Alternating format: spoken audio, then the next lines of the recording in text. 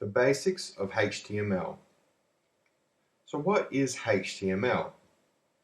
HTML stands for Hypertext Markup Language, and it is the basis for all things web.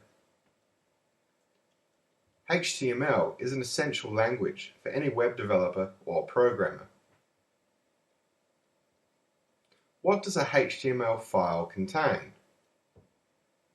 A HTML file contains a document type declaration, a head, a body, and elements. Elements are comprised of opening and closing tags. What are tags and elements? As you can see, we have an opening div tag, and here's a closing div tag. The opening and closing div tags create an element. In particular, this is a logical division. What is HTML5? HTML5 is the latest version of HTML.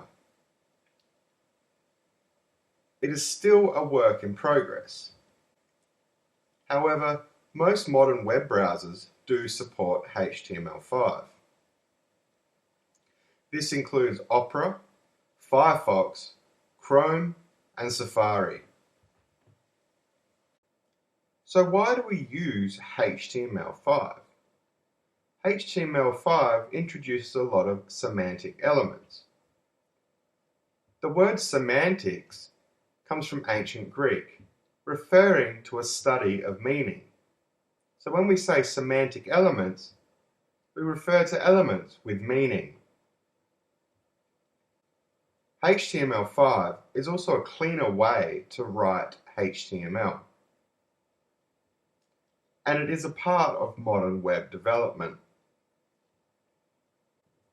Some examples of some semantic elements include the header element, the nav element, and the footer element.